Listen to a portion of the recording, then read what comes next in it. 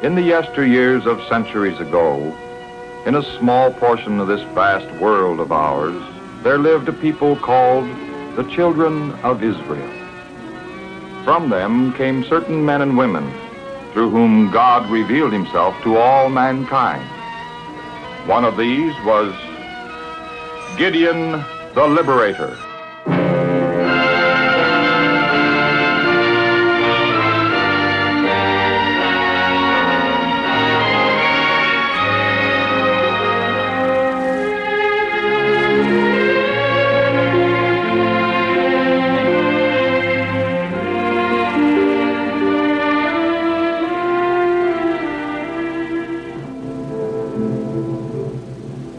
God had given the people of Israel the land of Canaan, as he had promised.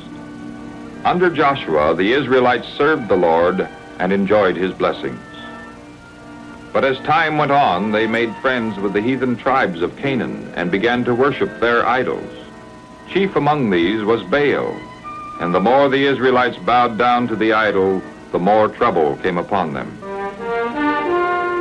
Midianites, a fierce desert people from the country southeast of Israel, invaded the land, robbing and destroying, taking away even the crops and animals, so that nothing was left for the people to eat. Many of the Israelites fled to the mountains and lived in caves like frightened animals. In their trouble, the Israelites remembered God and again cried to him for help. Then the Lord Jehovah sent a prophet to remind the people that they had brought all this trouble upon themselves. Thus said the Lord, the God of Israel, I led you up from Egypt and brought you out of the place where you were slaves. I freed you from the Egyptians and from all your enemies, and I drove out the people ahead of you and gave you their land. And I said to you, I am the Lord your God. Do not worship the gods of the Amorites in whose country you are living. But you have not obeyed the Lord. The Israelites knew that the prophet had spoken the truth, and many of them were sorry and repented for the way they had broken God's commandment by worshiping the idols of the Amorites. Then God, in his mercy, planned to send someone to deliver them.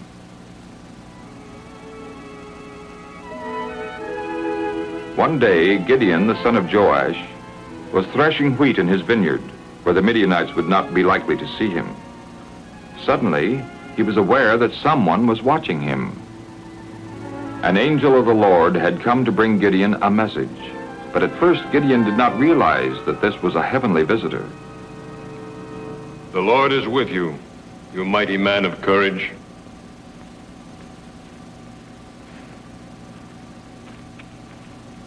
If the Lord is really with us, why then has all this happened to us? And what has become of the wondrous deeds of which our fathers told us when they said, did not the Lord bring us up from Egypt? For now the Lord has forsaken us and given us into the hand of the Midianites.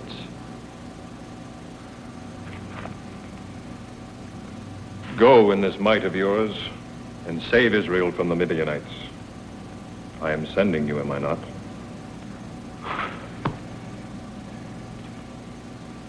Lord, how can I save Israel? My clan is the weakest in Manasseh, and I am the least important in my family. But I will be with you, and you shall defeat the Midianites. If you are really pleased with me, then give me a proof that you are really speaking to me. Don't leave, I beg you, until I come back and bring you an offering. I will stay until you return.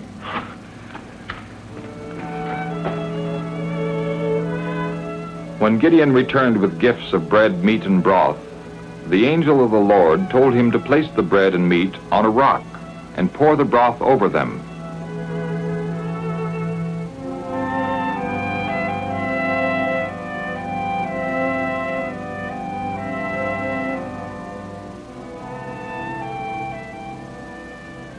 Then Gideon received the proof for which he had asked. just as the burning bush had been a sign of God's presence to Moses, so the flaming food convinced Gideon that this was the Lord who was with him. But when Gideon turned to him again, the angel had disappeared. Then Gideon became afraid, but God spoke to him, comforting him. It is well with you. Do not fear. You will not die. Then Gideon built an altar at that place and called it Jehovah Shalom, which means the Lord is peace.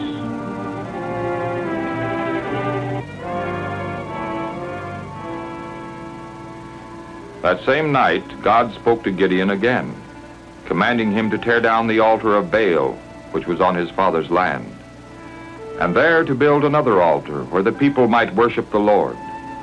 And Gideon said he would do this, even though he knew how angry it would make all those who worshiped Baal. And because Gideon feared his family and the people of the town, he didn't dare to tear down the altar of Baal by daylight. But one night, with the help of 10 loyal servants, Gideon tore down the altar of Baal and built an altar to the Lord. The next morning, when the people came to worship Baal and found their altar torn down and the pillar of their goddess Asherah destroyed, they were angry. Who did this? None of us would do such a thing. I know who did this. It was Gideon, the son of Joash. Gideon must die. Let us go and demand of Joash that he turn his son over to us. He is right. Gideon must die. Gideon must die. So the worshippers of Baal hurried to Joash and demanded that he bring Gideon out to them, that they might kill him. But as Joash listened, he realized that Gideon had done what was right, and he spoke against Baal in defense of Gideon. Are you fighting for Baal? Are you going to save him? Whoever fights for Baal, let him be put to death. If Baal is a god, let him fight for himself, because his altar has been torn down. The worshippers of Baal realized that Joash's words were true. If the God they served were really God, wouldn't he have punished Gideon himself? So they began to have doubts about the power of Baal, and they no longer tried to punish Gideon. This left Gideon free to carry out God's plan, that he should lead Israel to victory over her enemies.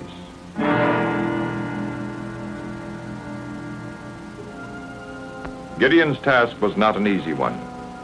A large army of Midianites had crossed the Jordan and were camping in the valley of Jezreel. Moreover, the Amalekites and other tribes from the east had joined forces with them, so that Israel's defeat appeared certain. But filled with the Spirit of the Lord, Gideon sent messengers throughout Israel to call the soldiers together. And while he waited for them, Gideon asked God for another proof that he was the man who should save Israel from the Midianites.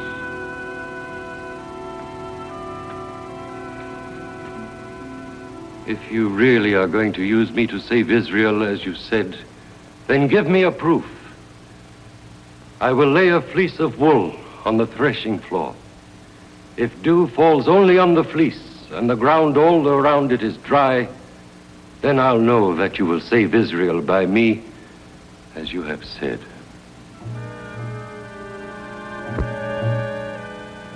The next morning, Gideon hurried to the threshing floor where he had spread the wool fleece.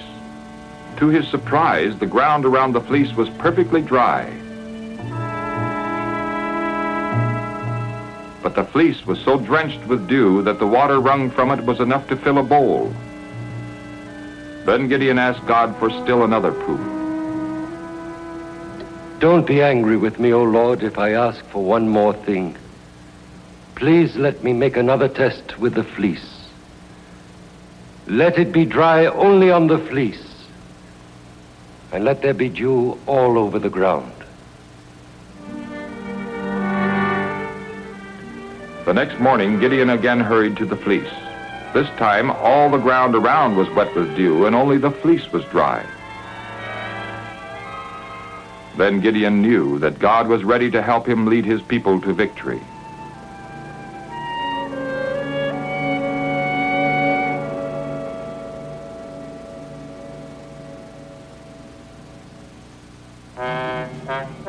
the Israelites must have been confident that Gideon was acting under God's direction, for 32,000 men answered the call to arms. But God told Gideon that this was too many. A victory over the Midianites might seem to come from great numbers rather than from the Lord. Then God told Gideon to let all those who were afraid of the Midianites return home.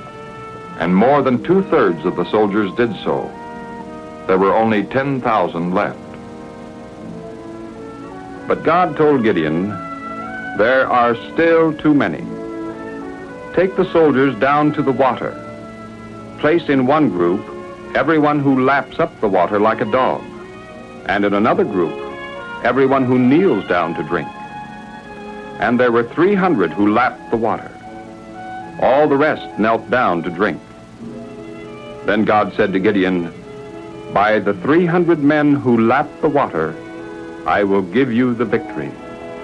Let all the rest go home." 300 men seem very few compared to the large army of the Midianites.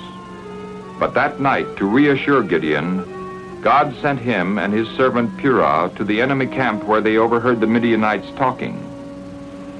"I had a dream. A cake of barley bread rolled into the camp of Midian, struck a tent and turned it upside down, so that the tent laid flat." That means the sword of Gideon, a man of Israel. Into his hands, God's given the whole camp of Midian. When Gideon heard the dream explained, he knelt down and thanked the Lord. Then he hurried back to his camp to tell the Israelites the joyful news. "Arise, for the Lord has given the whole camp of Midian to you." That night the Israelites prepared for battle in a strange way. Each man carried a horn and a lighted torch hidden in a pitcher. At Gideon's command, they quietly marched toward the enemy's camp to surround it on 3 sides. And at midnight, when the Midianites were asleep, Gideon gave the signal for attack. The noise of the horns and the crashing of the pitchers and the glare of the torches, the shouting of Gideon's name, all this convinced the Midianites that they were surrounded by a great army. And so they ran away through the darkness, trampling and fighting each other in their confusion. Then Gideon sent messengers to the people of Israel, telling them to pursue the Midianites.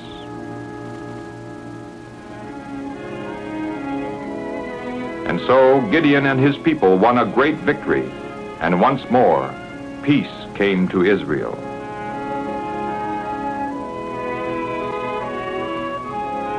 In their gratitude, the people of Israel wished to make Gideon their king. Rule over us, you, and then your son, and your grandson after you, for you have saved us from the Midianites. I will not rule over you, nor will my son rule over you. The Lord is ruling over you. And so Gideon reminded his people that the Lord had delivered them, and that they should faithfully serve him as their king. And the country had peace as long as Gideon lived, and the people remained true to God.